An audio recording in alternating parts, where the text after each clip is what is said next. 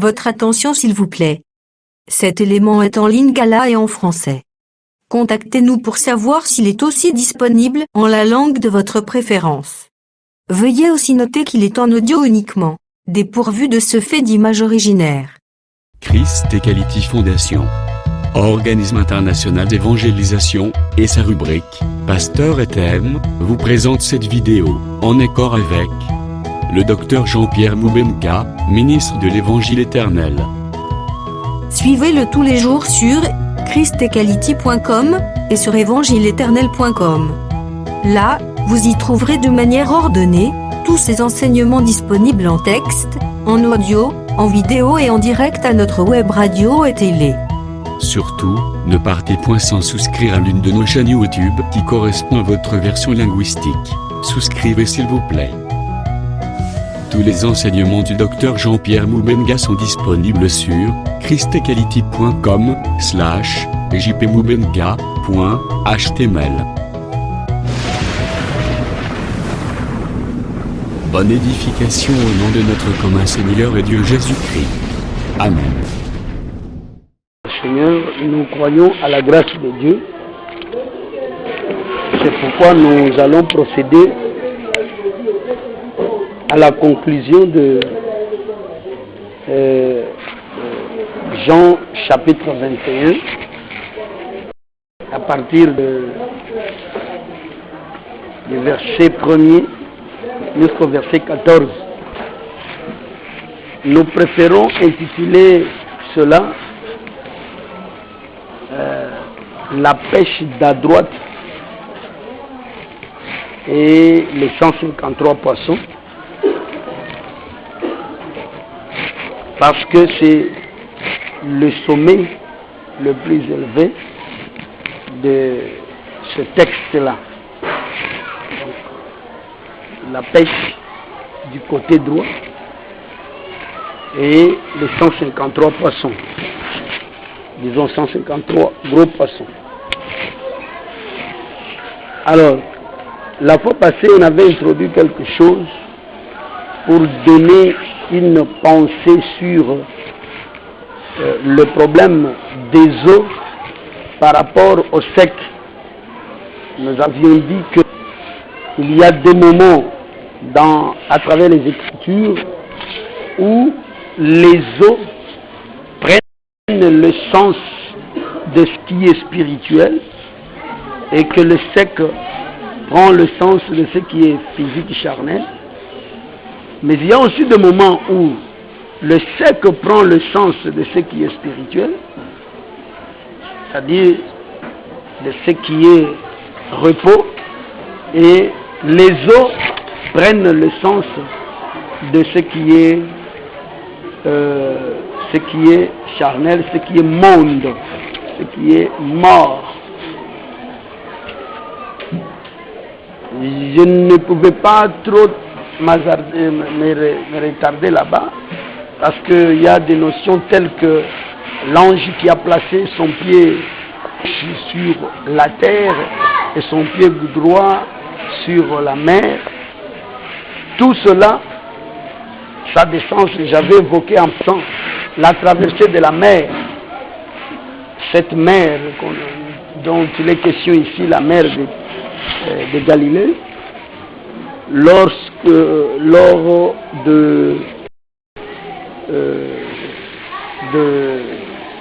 disons, lorsqu'il y a eu de la tempête et que Jésus suivit les autres à la 4e veille, quand les disciples l'ont pris pour un fantôme.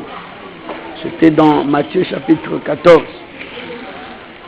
Tout cela, c'est là où j'avais essayé de démontrer un peu, toujours dans cette introduction-là, pour montrer que lorsque le Seigneur renvoie, il dit aux hommes, à la foule de rentrer à la maison. Et dans ce contexte-là, il s'agissait de la permission d'entrer dans la création. Et que la traversée, n'est-ce pas, de la mer, c'était le temps de la création. mais dans un sens qu'on appelle monde. Dans le sens qu'on appelle monde, c'est ce qui est même le siège de la mort. Et puis, de l'autre côté, ça devait être encore l'atterrissage, comme du temps de Noé, lorsque on cherchait où poser la plante du pied. C'est ce que notre frère Josué aussi a donné dans dans ses déclarations au niveau de Josué chapitre 1er. Mais pour entrer maintenant dans le vif de la chose, je crois quand même que le Seigneur permettra que nous ne puissions pas aller au-delà des deux bandes, parce que c'est un résumé. Donc je considère que il s'agit ici de la pêche. Nous avions essayé de frôler le problème de la barque qui donnait l'idée du poisson, selon tout ce que nous avons parlé l'autre fois, quoique ce n'était pas enregistré. Mais le contexte est que nous allons procéder par passer verset par verset rapidement pour donner directement la pensée.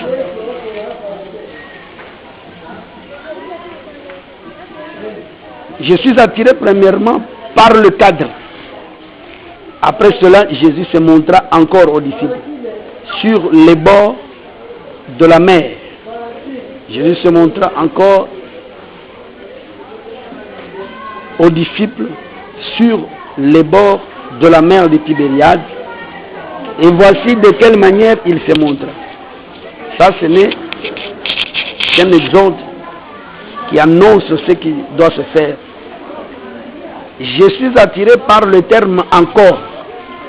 Jésus se montra encore.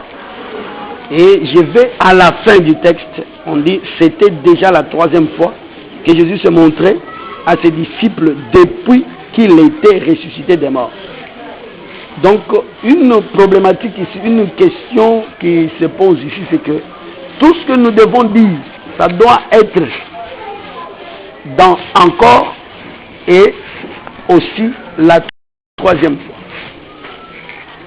Parce que littéralement, si vous lisez les récits des gens par rapport à la manifestation du Seigneur après sa mort,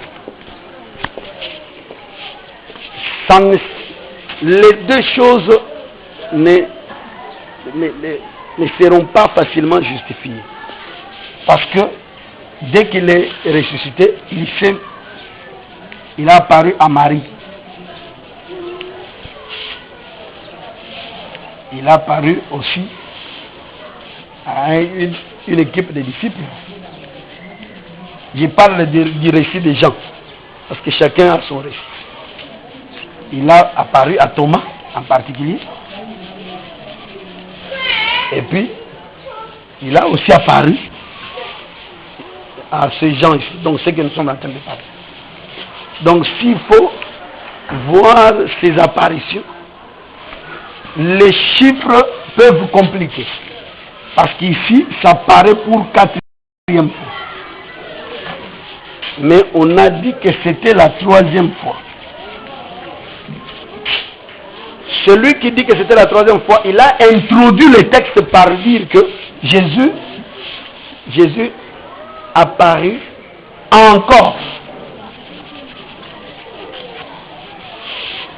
Donc, je suis attiré par le encore qui me fait comprendre que ce n'est pas un hasard. Et puis, encore, qui pouvait se dire une autre fois, évoque normalement le chiffre 2. J'ai fait encore. Donc, normalement, cela évoque le chiffre 2. Et la précision nous donne là-bas 3e fois. Or, lorsque nous poursuivons la 3e fois, ce n'est pas vraiment la 3e fois. C'est-à-dire que ces termes doivent contenir quelque chose. pour nous placer facilement. Je vous le dis. Comment comprendre que l'intervention du Seigneur ici soit une autre fois, tout en étant une troisième fois? Je crois qu'en parcourant les Écritures, cela ne peut pas manquer de compréhension et d'explication. Je vais évoquer la démarche du Seigneur par rapport à Genèse chapitre 38. Dans Genèse 38, je crois que s'il faut parler du chiffre 4, en parlant des fantômes, nous parlons de la quatrième veille. Le Seigneur intervenant comme quatrième. Après, là, on évoque également Exode 34,7 qui parle de la malédiction qui va à 3,4e génération. Là, c'est en principe pour faire comprendre que 3 qui est le plan Moïse et 4 qui est la fin de Moïse.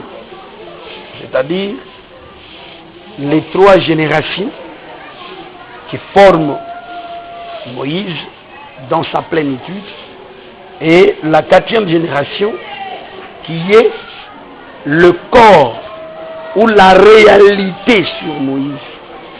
Sur Moïse. Donc la 4e génération. Ça c'était pour parler de 3 et 4. Mais ici, il est question de trouver que dans le encore là, que c'est encore soit la 3e fois. C'est-à-dire, cette seconde intervention, soit une 3e fois. C'est Genèse 38 qui peut résoudre ça facilement. Je résume la Genèse 38. C'est l'histoire de Tamar d'avec Jacob. Je sais que c'est l'une des incestes.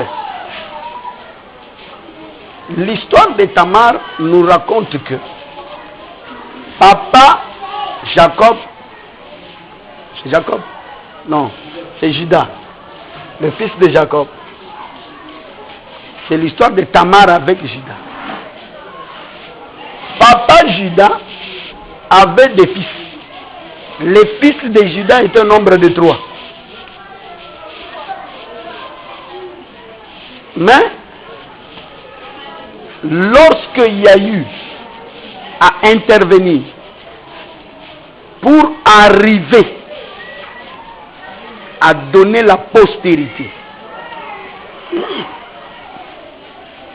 il avait fallu l'intervention de ces 3. Le premier fils qui est Er, le second, je dis que je parle sans lire, le second qui est Onan, et le 3e qui est Sheila. Donc, l'intervention de Sheila, c'est une 3e intervention. C'est la 3e intervention de Dieu dans ces termes ici. Mais cette intervention, entre cette intervention et les autres interventions, il y a une limite. Cette limite, c'est que cette 3e fois soit une seconde fois. C'est-à-dire, je suis en train de résumer en même temps, je tiens aussi à la compréhension de l'Assemblée. C'est-à-dire, Er est intervenu, le temps de l'intervention de Er et de Onan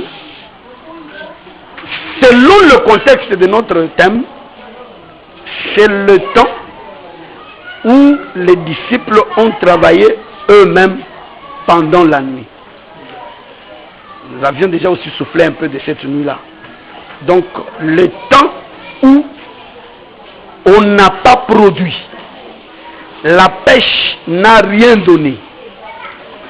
Ce temps-là, c'est le temps où Er et Onan sont intervenus. Mais le temps de l'intervention de Sheila, c'est un temps spécial. Parce que quand Sheila est intervenue, il y a eu un résultat positif. C'est-à-dire que Sheila a pu donner d'enfantement. C'est Sheila, c'est un Sheila substitué en Judas lui-même. Donc, si Judas est allé vers la femme de son fils, il est parti à la place de Sheila. Il était parti comme Sheila. Et c'est comme ça que cela paraît comme ça. Donc, nous saisissons que, je sais que, je pense que on comprend, mais comme la bande, les gens, différentes personnes peuvent écouter ça. Dont nous parlons, il s'agit d'Adam, le premier. Il s'agit d'Adam, le premier. Donc quelqu'un peut prendre. Il s'agit d'Adam, le premier. Onan, dont on parle ici de Moïse. Il s'agit de Moïse. Et après Moïse, il y a eu l'intervention du Seigneur lui-même. C'est là même la base de cet inceste. C'est la substitution du Fils par le Père. Donc lorsque le Père prend la place du Fils, ou lorsque le Fils prend la place du Père. C'est ça le problème. C'est pour nous situer que c'était une apparition encore, mais ça devait être la troisième fois après sa résurrection. Lorsqu'on dit après sa résurrection, il n'y a pas grand-chose là-bas. C'est-à-dire, parce que nous voyons l'introduction là. Il dit, voici de quelle manière cela est arrivé.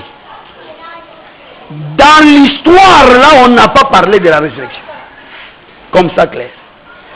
C'est une chose qui s'est passée après la résurrection. Mais on introduit que, regardez comment cela est arrivé. C'est comme si le verset premier, c'est l'enlever le rideau pour que l'histoire commence. Et l'histoire a commencé avec l'assemblée de ses frères qui étaient regroupés, ainsi que Pierre. Donc,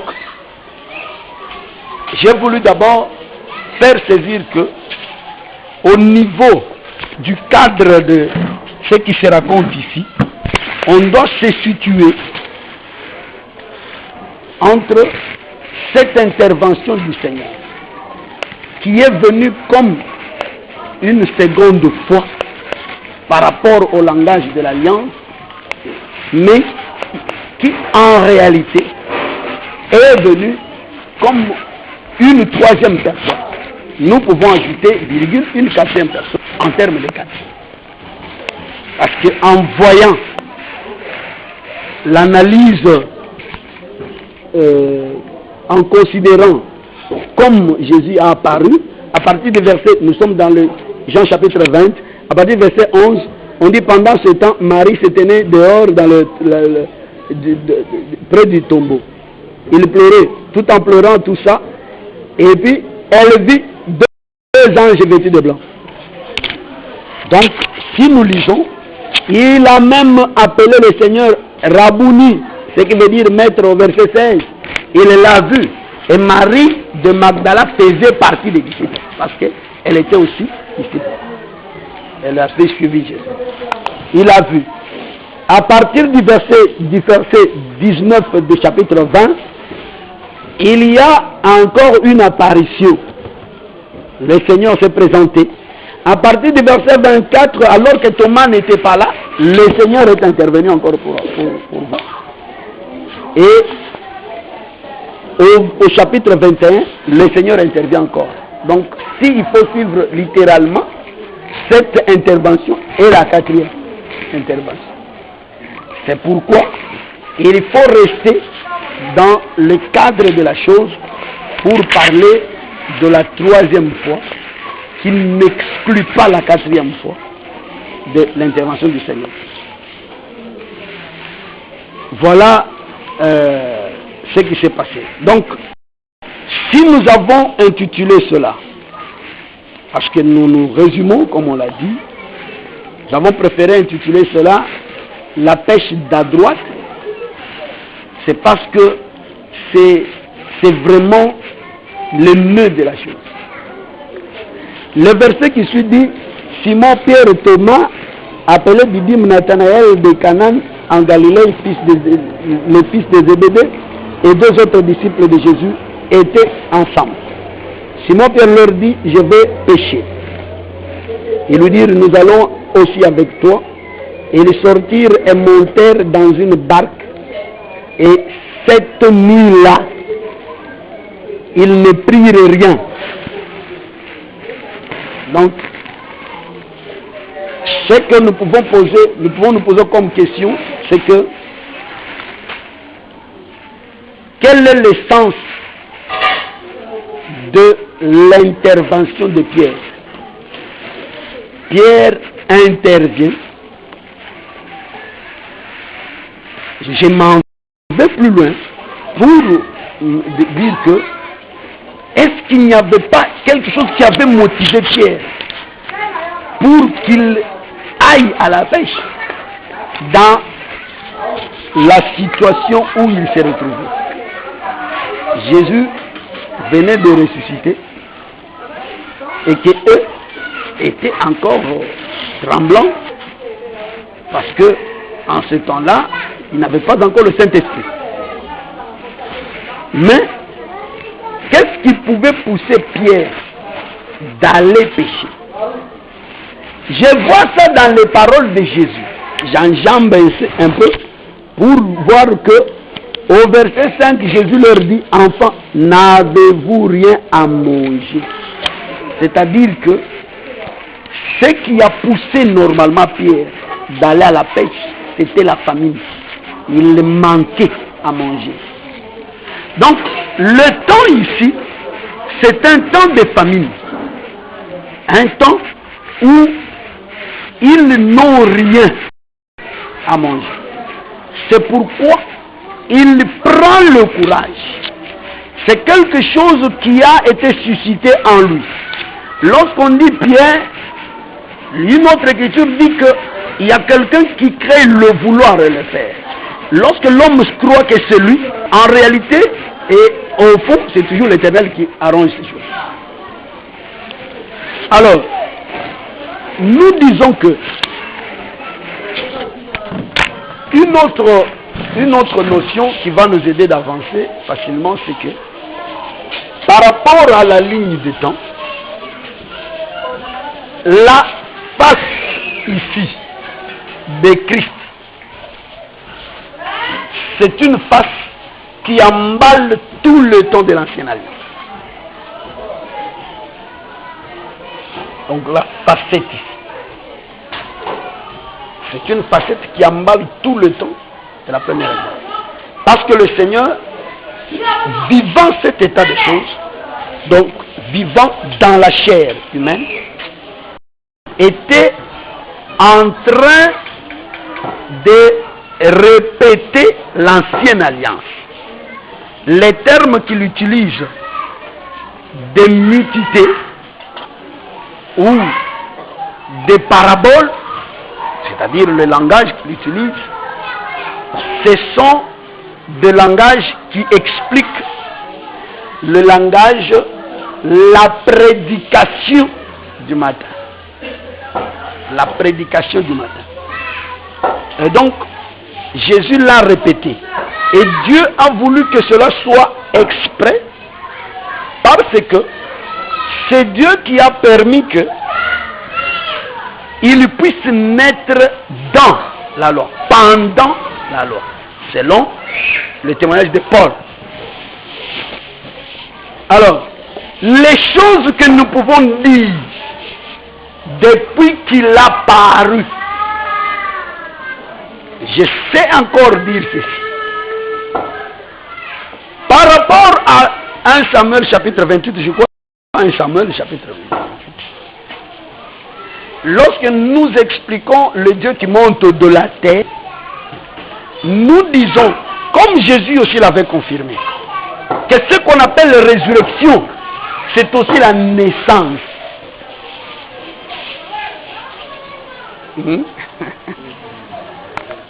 Ah oui, c'est la naissance, non? C'est clair. Parce que lorsque le ventre de la femme, le ventre de la femme, c'est comme les antres de la terre. Les ventres de la femme, ce sont les os qui sont là. Quand quelqu'un sort de là, c'est quelqu'un qui est délivré. C'est une délivrance. C'est une naissance. Et donc, lorsqu'on dit que depuis qu'il est ressuscité, ça prend aussi le sens depuis qu'il est intervenu, donc depuis qu'il est né. Or, il suffit de prendre ça et de ramener ça là-bas. On retrouve l'explication de cela clairement parce que je retourne en Égypte. Lorsque Moïse fut en Égypte, il était là, il voyait son peuple, ses frères, la manière dont ils étaient. Quelque chose est monté en lui. Il a voulu intervenir. Et ce que Moïse est allé faire, c'était de la pêche. Moïse, quand il a quitté chez Pharaon pour aller intervenir, donc entre son peuple et les Égyptiens. Vous écoutez ce qu'on dit de lui? On dit, qui t'a établi juge? C'est-à-dire qui t'a établi prédicateur. Parce que juger, c'est prêcher. Donc, lorsqu'il prêche, c'est-à-dire qu'il pêche. Et il faut aussi considérer que la pêche n'a filé. Au filet. Le filet, l'écriture n'appelle pas seulement le filet comme étant,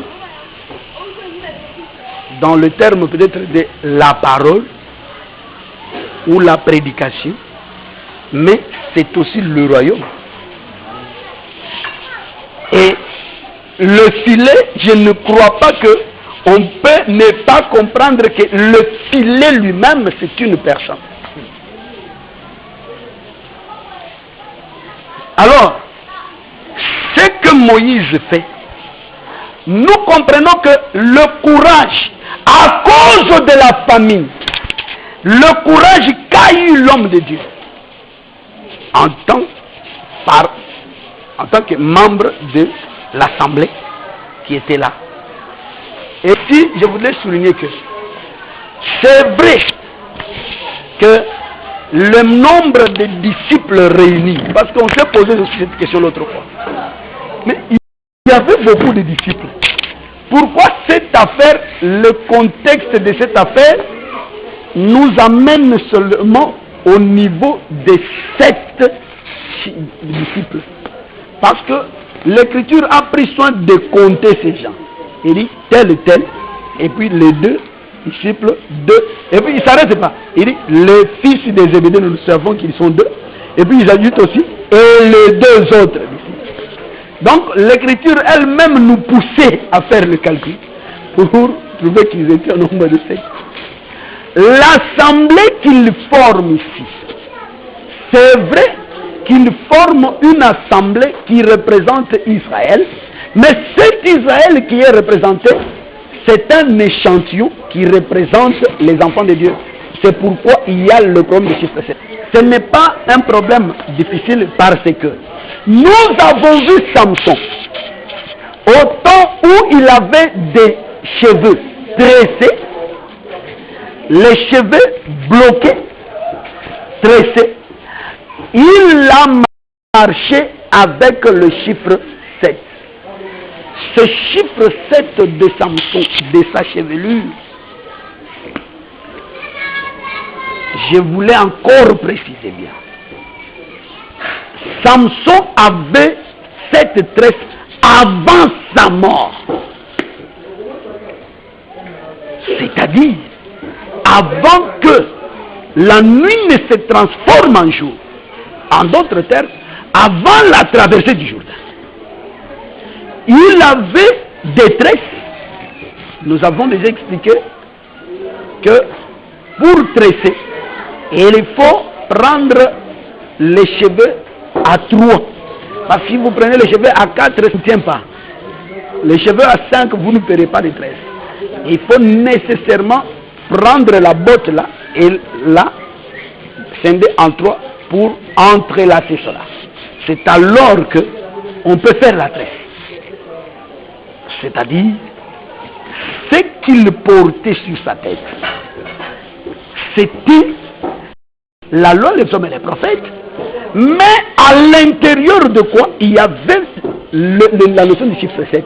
C'est seulement pour parler, n'est-ce pas, de ce que poursuivait la loi. Lorsque Hébreux chapitre 7 dit, Hébreux chapitre 7,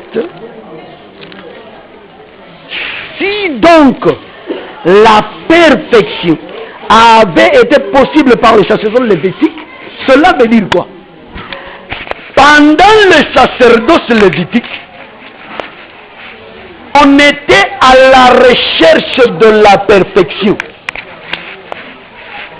Donc, tout ce qui s'est passé au moment où la première alliance fonctionnait, on recherchait la perfection. Et pourquoi on recherchait la perfection? Parce que cette alliance, au-dedans d'elle, elle contenait la perfection. Simplement, la perfection y était cachée.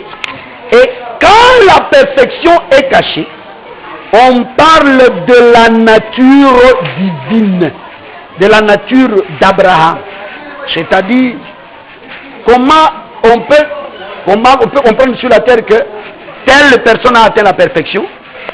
C'est lorsque il arrive à expérimenter la grâce, c'est-à-dire à vivre les bonnes œuvres qui étaient prédestinées avant la fondation pour qu'il les vive.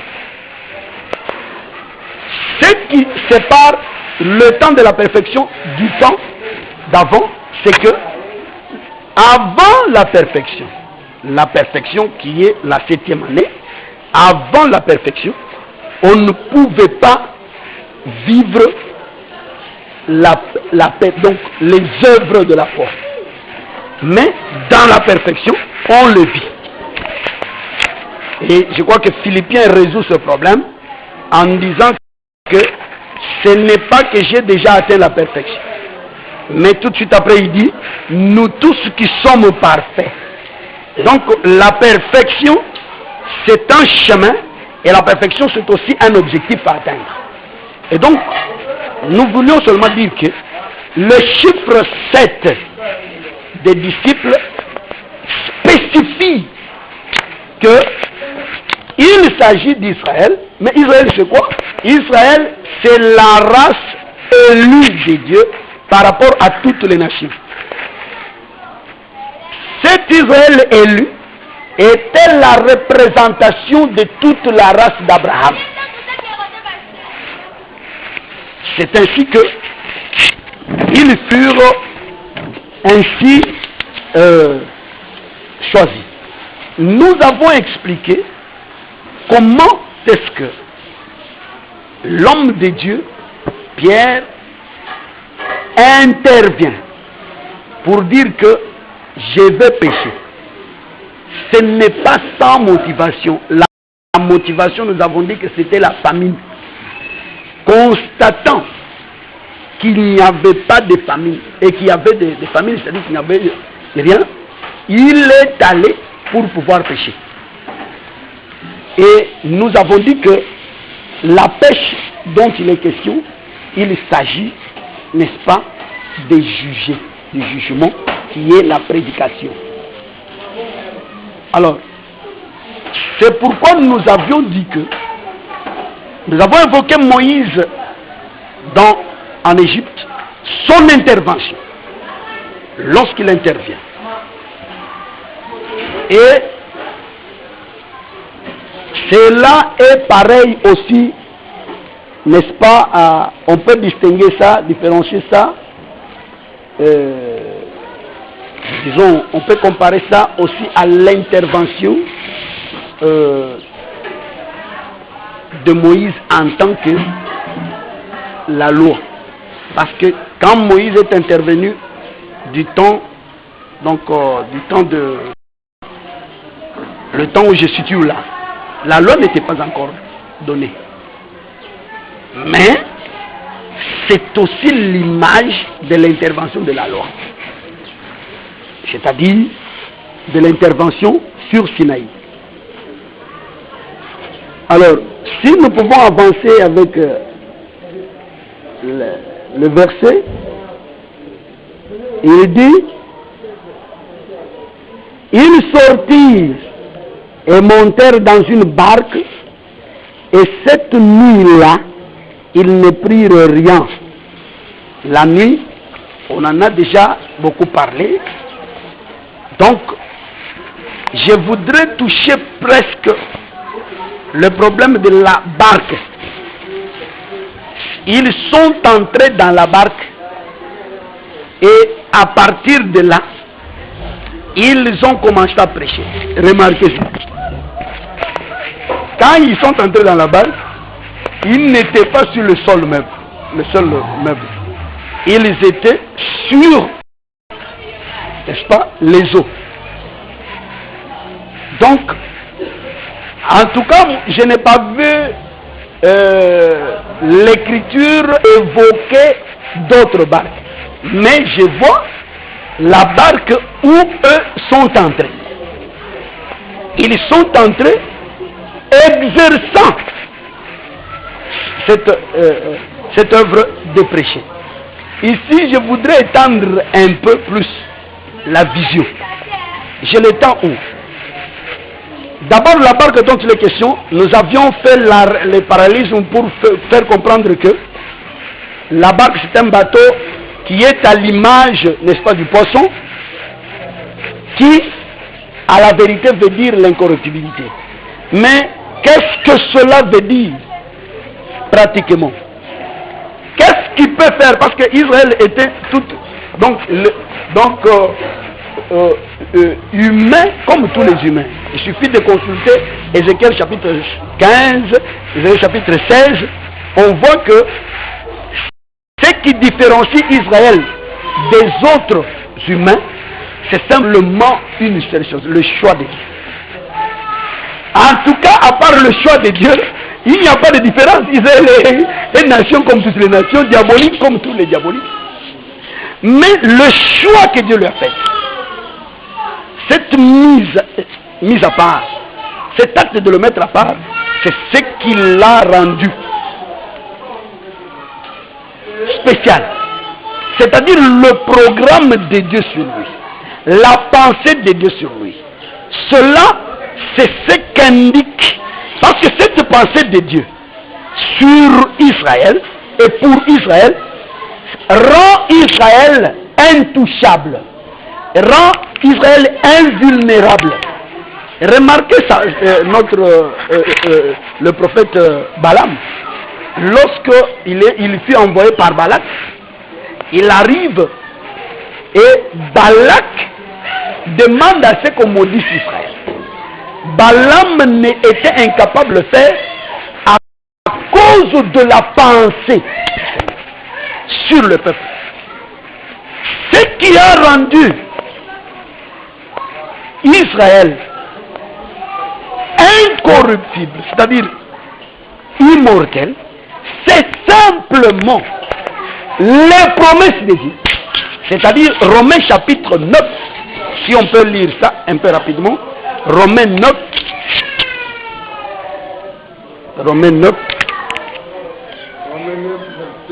verset 3 à 5. Car je voudrais moi-même être anathème et séparé de Christ pour mes frères, mes parents selon la chair.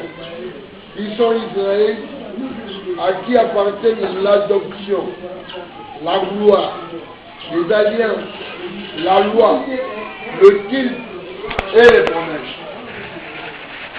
Tous les patriarches et Jésus est ici selon la chair de Christ, Dieu est au-dessus de toutes choses. Dieu béni éternellement. Amen. Amen.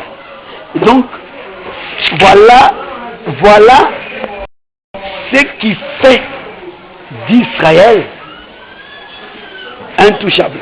Écoutez, parce que je voulais expliquer comment, étant sur la barque, il péchait. Je parle de tout Israël. Étant dans la barque, il péchait. Israël péchait. Je ne dis pas péché Soumouka, mais il lobait. Je dis que, écoutez comme on dit. On peut retrouver le passage là. Ça m'échappe un peu, la référence. Il dit ceci. Ils étaient encore moins nombreux,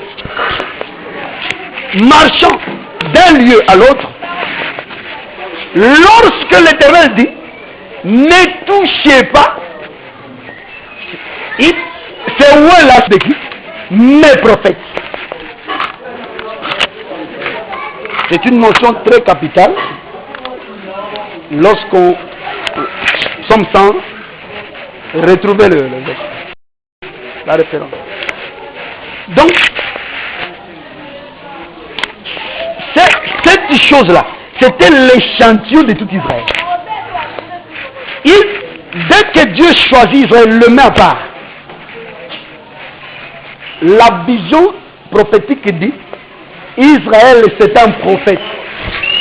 C'est-à-dire, il est la lumière du monde. Il est l'enseignant de toute la terre.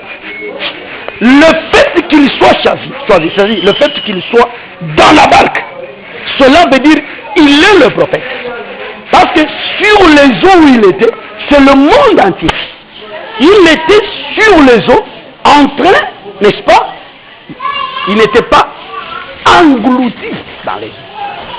Il planait sur les eaux. Ce sont les promesses. C'est toute cette richesse. Ce que nous avons lu dans Romains chapitre 9. C'est ce qui faisait 105 verset 12. C'est ce qui faisait de lui un poisson pour résister à l'influence des eaux. Parce que ces eaux ne pouvaient mener que dans la mort. Mais le peuple, alors que Balaam voulait l'enfoncer dans l'eau, l'esprit lui dit, c'est impossible de l'enfoncer, malgré ses faiblesses. Parce qu'il est dans la promesse. Et la promesse, c'est le protéger. La promesse, c'est tout ce qu'on a parlé dans Romains chapitre 9. C'est-à-dire, c'est ce qui faisait le bateau où ils étaient. Et donc, je ne sais pas si je me suis fait saisir par rapport à la prédication ou à l'enseignement. Tout Israël en tant qu'un enseignant du monde, prophète, loin de l'Éternel. Le témoignage est encore repris au niveau d'Ésaïe chapitre 42, verset 19-20. Ésaïe 42 parle du serviteur de Dieu qui est aveugle. Ce serviteur aveugle, il s'agit d'Israël, Jacob. Donc, ce Jacob, c'est un prophète, c'est un Lorsqu'on dit prophète, vous ne pouvez pas parler en Israël de prophète sans compléter que le martyr. Prophète veut dire martyr, parce que le prophète en Israël est appelé à mourir. Ce sont des brebis qu'on amène à la boucherie.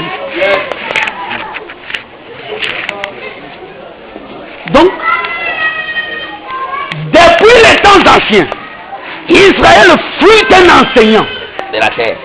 Et par cette qualité, les vents devaient l'attaquer toujours pour chercher à l'enfoncer. Mais la promesse et la richesse de Dieu faisaient qu'il soit toujours sur la mer, sur les eaux, et non jamais donc dans le fond de la mer.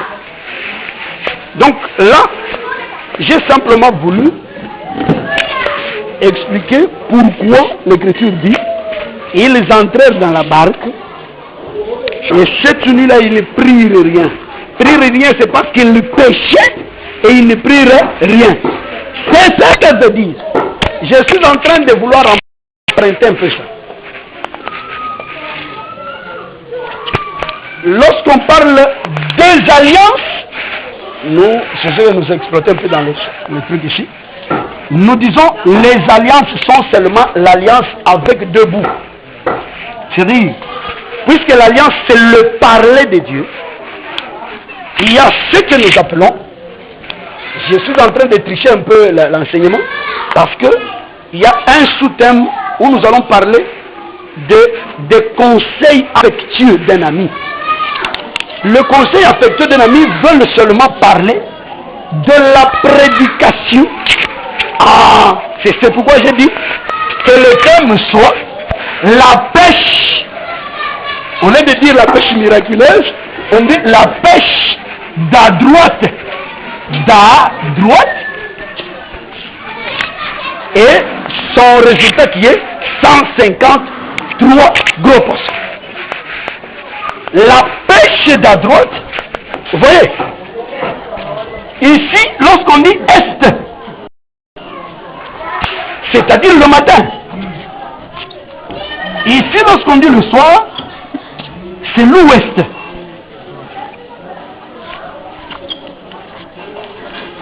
Alors, lorsque nous disons la pêche d'adroite, c'est supposer qu'il y a la pêche d'à gauche. En réalité, la droite coïncide avec l'ouest, c'est-à-dire le coucher du soleil. Et la gauche, c'est l'est, le lever du soleil. Et donc, puisqu'il s'agit d'une bouche qui parle, c'est-à-dire le parler du Seigneur, le Seigneur a parlé pendant qu'Israël était dans la barque. C'était Dieu qui parlait, mais il parlait d'à gauche. Il y avait une pêche qui se faisait et on jetait le filet du côté gauche de la barque. Toute la nuit. Toute la nuit. Et on a fait que faire ça. Dans la pêche d'à gauche, il n'y a qu'une seule chose qui avait manqué. Ça, c'est très important dans le changement de sacerdoce. Parce que ce qui manque ici, ce n'est pas la matière. Ce qui manque ici, c'est l'amour. Dieu prêchait a été en colère. Il n'était pas ému de compassion. Donc,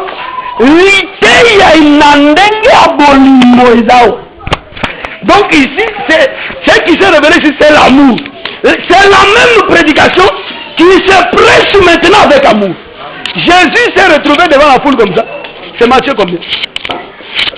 Matthieu chapitre 9, verset 36 à 38. Si vous pouvez lire ça un peu rapide. Matthieu chapitre 9, verset 36 à 38.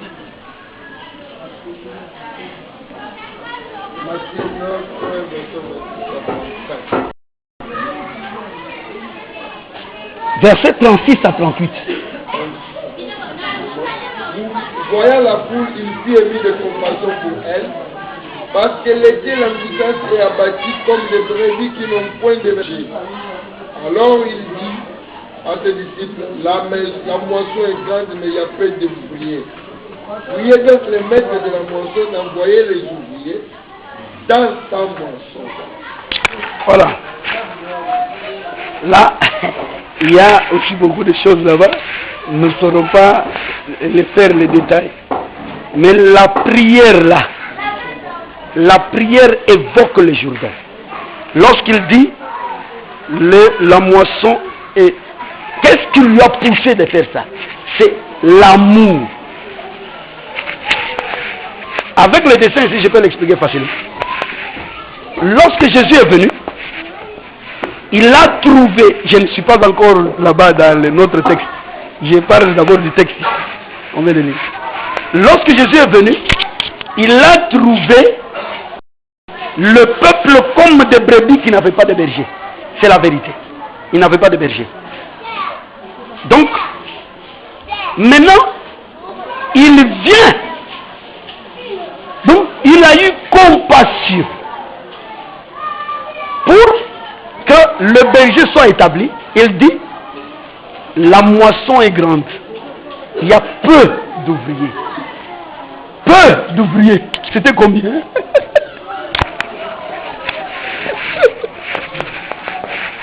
Donc, la moisson est grande. Il n'y a qu'un seul qui prêche. Parce que la seule personne qui prêchait, c'était Jésus. Autrefois, c'était Israël, mais c'était Jésus qui prêchait en son jour. Mais il dit, priez au Père. Cette prière évoque la traversée du Jourdain. Pour que je vais seulement transformer. Ouvrier veut aussi dire bœuf. Ça me ramène automatiquement dans Exode chapitre 22. C'est-à-dire, il pensait à la transformation. Que pendant qu'il prêchait, le peuple demeurait sans comprendre. Ils trouvaient qu'ils ont toujours la famine. Je suis en train de parler. Tant qu'il était seul, le peuple aussi n'allait pas le comprendre. Il fallait qu'il soit dans la multiplication. C'est la confirmation de l'alliance d'Abraham. C'est au niveau de la multiplication qu'on peut parler du 50e jour. À ce moment-là, la compréhension arrive. Parce que ce n'est plus un, c'est maintenant plusieurs. 5. Donc, le Seigneur, il pensait que lorsque la prédication s'est passée ici, il manquait d'amour. Donc la compassion n'était pas révélée. Et à l'ouest, comment nous comprenons la compassion? Parce que Dieu a tant aimé le monde qu'il a donné, c'est-à-dire qu'il a accepté de tuer son fils. Donc il a accepté que Michopo Naye et Toboka et Bimalibanda, que les hommes voient ça. Cela veut dire que l'amour de Dieu se manifeste lorsque il se dévoile. Mais comment Dieu peut se dévoiler s'il reste toujours lui-même bloqué, fermé, comme un vase de terre bloqué, si on ne l'a pas cassé?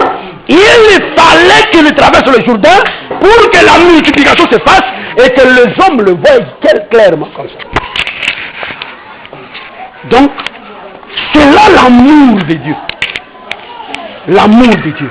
Voilà pourquoi nous nous dirigeons contre tous ceux qui font des blabla dans les églises. C'est pas l'amour. Lorsque vous dites Bolingo, Bolingo, Bolingo, ce n'est pas ça l'amour. L'amour de Dieu, c'est que nous sommes à la ligne, Ibanda. Donc, c'est simplement pour dire que pendant que... Alors nous pouvons retourner dans notre texte ici. Il dit, il n'avait rien trouvé. La justification, c'est que le langage qui s'utilisait était difficile, toutes ces choses-là. Il ne pouvait pas produire.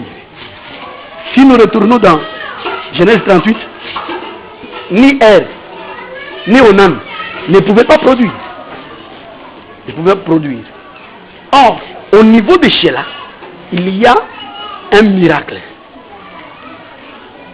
Comment le Fils peut-il être remplacé par le Père? Parce que le Fils, c'est le corps qui se voit. Mais le Père est à l'intérieur. Pour que le Père intervienne, il faut tuer le Fils. Donc, c'était la mort qu'on évoquait, nécessairement. Donc, c'est comme ça que c'est seul seulement à ce niveau-là que la reproduction peut se faire et se faire clairement. Donc, on dit, le matin étant venu, Jésus se trouva sur le rivage, mais les disciples ne savaient pas que c'était Jésus. Il leur dit, enfants, n'avez-vous rien à manger? Ils lui répondirent, non. Depuis que l'enseignement commençait, j'insiste plus sur la barque et les gens qui sont à l'intérieur. Le fait qu'ils sont à l'intérieur, c'est la prédication. Et maintenant, on dit, lorsqu'on dit le matin étant venu, le matin dont il est question, c'est la fin des temps, le temps de la fin. Donc,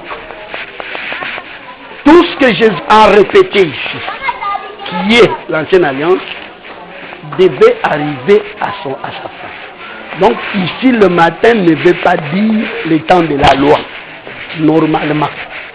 Le matin, ici, veut dire l'intervention du Seigneur. Mais, dans la pratique de son intervention, il devait faire les deux choses. Un temps de répétition. C'est pourquoi on dit, quand il est arrivé, les disciples qui étaient déjà avec lui à l'éternité n'ont pas pu comprendre que c'était lui.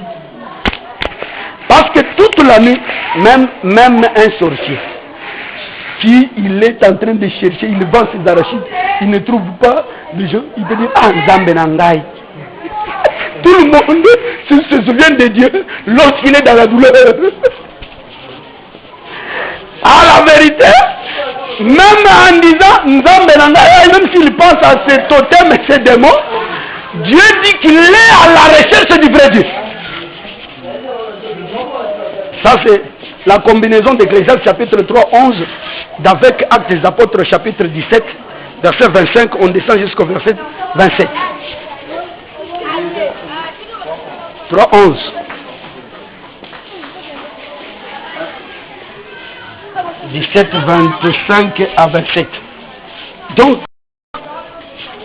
ça c'est d'abord montrer que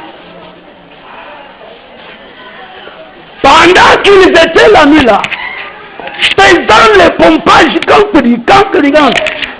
tellement qu'ils ne trouvaient rien, en tout cas, ils s'étaient criés Nzambe Nangai.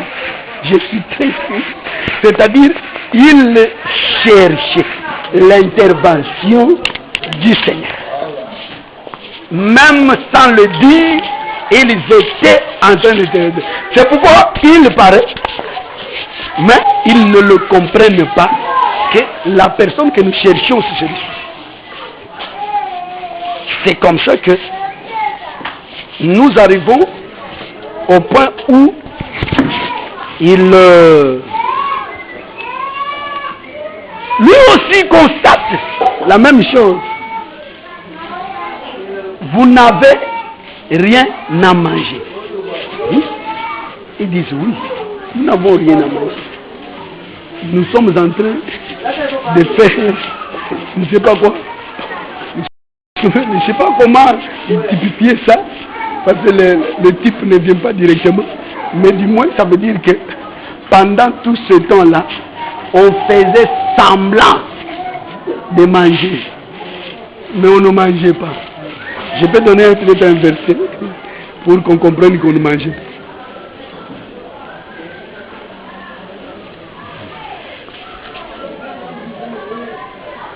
Et les hommes de Dieu peuvent m'aider si...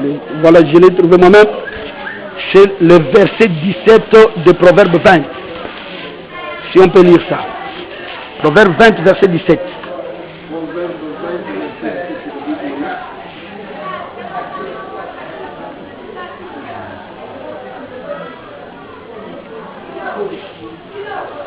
Le pain du mensonge est doux à l'homme, et plus tard sa bouche est remplie de gravier.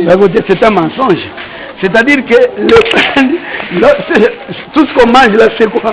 Les gens se voient là en train de bouffer très bien. Dès que, avant même d'avaler, le visage change. Il se retrouve.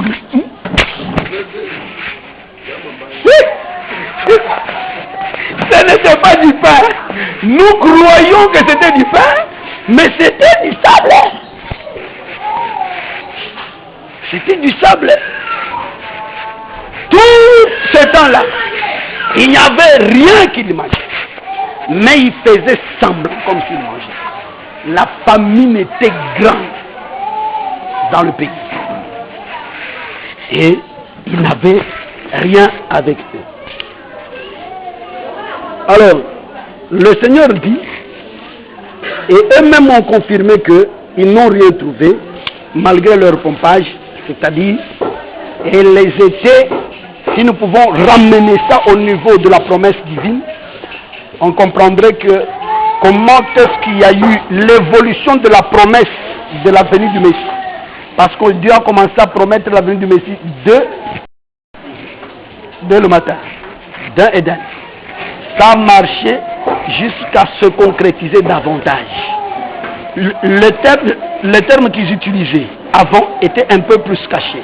Mais de plus en plus, vous remarquerez qu'au niveau de Ésaïe, par exemple, les termes commencent à s'ouvrir un peu. On montre même un signe. Une vierge sera enceinte et on enfantera un fils et sera ceci, cela. Et on arrive au niveau de Malachie, on dit, soudain entrera dans son temple le Seigneur que vous cherchez. Donc on montre que vous êtes en train de le chercher. Malgré que vous pensez que vous êtes riche, mais à la vérité, vous cherchez quelqu'un. L'intervention de quelqu'un. C'est ça, c'est là où Israël avait atteint ses objectifs par rapport à la loi qui lui avait été donnée. C'est-à-dire que Dieu avait donné à Israël la loi pour qu'il échoue. C'est ça l'intention de Dieu. Pour qu'Israël échoue. Dès qu'Israël a échoué, c'est qu'Israël a réussi. Il a réussi donc à sa mission. Parce que la mission était qu'il échoue. Et comme il a échoué, c'est qu'il a 10 sur 10 devant Dieu. Voilà pourquoi Dieu ne tient pas compte de ce qui s'est passé. Il va le répéter. Donc, il réussit la mission en comprenant que, malgré notre petit orgueil ici, mais dans notre chambre, nous comprenons que nous ne savons rien, nous ne faisons rien. Nous ne mangeons pas. C'est du gravier dans la bouche. Et ça, c'était la confirmation de la crise ou de la famine. Alors maintenant, on dit, il leur dit, jetez le filet du côté droit de la barque et vous trouverez. Jetez le filet du côté droit de la barque. Vous voyez, c'est pourquoi j'ai insisté beaucoup sur la barque. La barque, étant Romains chapitre 9, a le détail de ce qui devait arriver pour que la multiplication se passe. Pendant que j'étais d'à gauche, or, l'enseignement d'à gauche, c'était avec un langage difficile. Ça ne pouvait pas produire.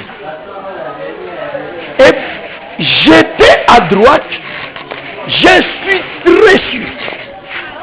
Lorsque notre frère Jonas était dans cette barque-là, parce que lorsque Jésus dit jetez le filet à droite, il était lui-même le filet. Il dit prenez-moi, jetez-moi. Donc Jonas fut jeté à droite. Et cela montre que puisqu'il quittait de l'Est, il devait se coucher à droite. Donc on dit allez jetez-moi à droite. Dès qu'on le jette à droite, il s'enfonce dans l'eau. Et là, il est allé chercher les captifs qui étaient sous eau. Il les amène. Ils sont au nombre de 153. Gros! Gros, pas petit. Gros poisson. Gros poisson. Jetez-moi. Et donc, pendant qu'ils marchaient, dans leur prédication à gauche, ils n'ont rien trouvé. Jésus dit, vous avez oublié. La précision se trouve là. Il est écrit que le Messie devrait souffrir. Et qu'il devait mourir. Jetez-moi là-bas, dans la mort. Et vous verrez que je vais rapporter tous les poissons. 153, c'est tous les poissons qui puissent exister. 153. Tous les poissons, c'est la totalité des poissons. Et donc, j'ai voulu simplement dire qu'il s'agit de la prédication de Jonas. Il dit, tuez-moi et vous vivrez. Tuez-moi et vous vivrez. Et lorsqu'on l'a tué, il a révélé que ce que vous dites, c'est un langage difficile. Mais la vérité, c'est que je suis un poisson. Et je porte à moi tous les poissons. C'est comme ça que il dit, jetez le filet du côté droit de la barque, c'est-à-dire à l'ouest, et vous trouverez. Il le jetait, donc, et il ne pouvait plus. Ici, je voulais préciser que, c'est quelle heure? Juste. Est-ce que la bande peut terminer? Non, il y a un service tout de suite après. Donc, là, nous disons simplement que nous allons suspendre là-bas. Mais nous précisons que il ne pouvait plus. Pourquoi il ne pouvait plus le faire?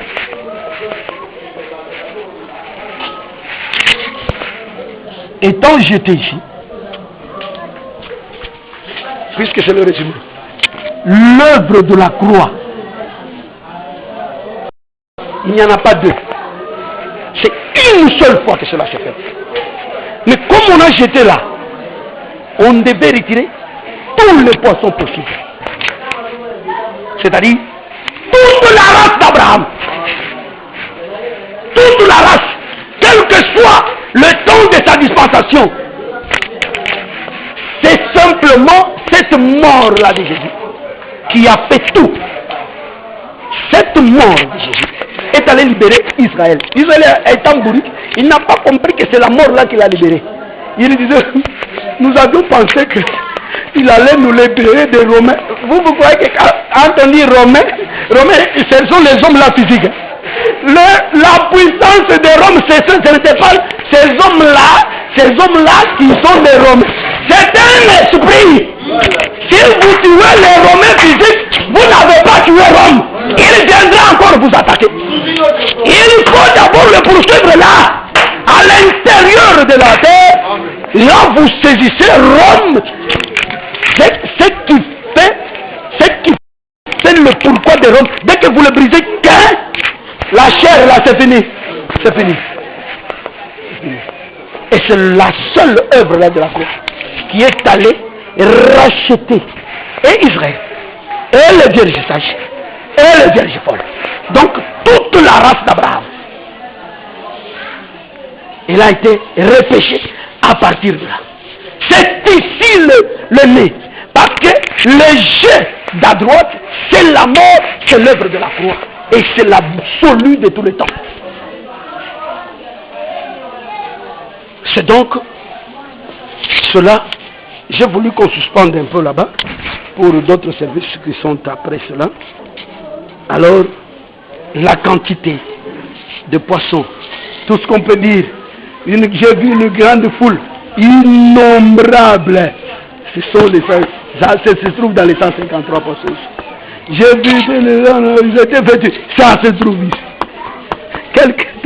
Quel que soit le temps où ils doivent être repêchés. Mais c'est seulement la pêche d'à droite qui récupère tout. Donc, étant poisson, nous mettons suspension et nous y reviendrons pour donner les détails de développement afin d'arriver à la fin de tout cela. Que le Seigneur bénisse chacun au nom de Jésus. Amen.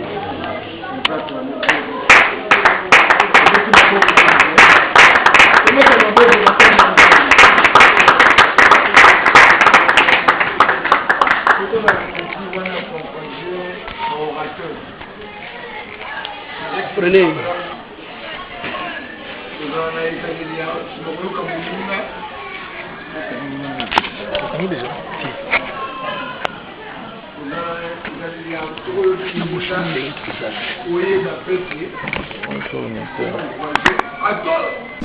Merci d'avoir suivi ce message et que Jésus-Christ vous bénisse. Si vous avez une question à l'intention de l'homme de Dieu, si vous voulez que l'homme de Dieu prie pour vous, si vous voulez vous confier à l'homme de Dieu, ou si vous voulez tout simplement bénir l'homme de Dieu, contactez-le directement si ses coordonnées sont disponibles depuis sa page. Sinon, contactez-nous et nous lui transmettrons vos préoccupations. N'oubliez pas de faire un tour à notre page évangélisation pour voir en quoi vous pouvez vous rendre utile à Christ par cette œuvre. Que Dieu vous bénisse tous. Amen. ChristQuality.com. Les cieux en un clic de la souris. Évangile-éternel.com, le site de l'Évangile éternel. Christ Equality Fondation, équilibrer la manne ramassée dans le désert de sorte que chacun ait un le maire.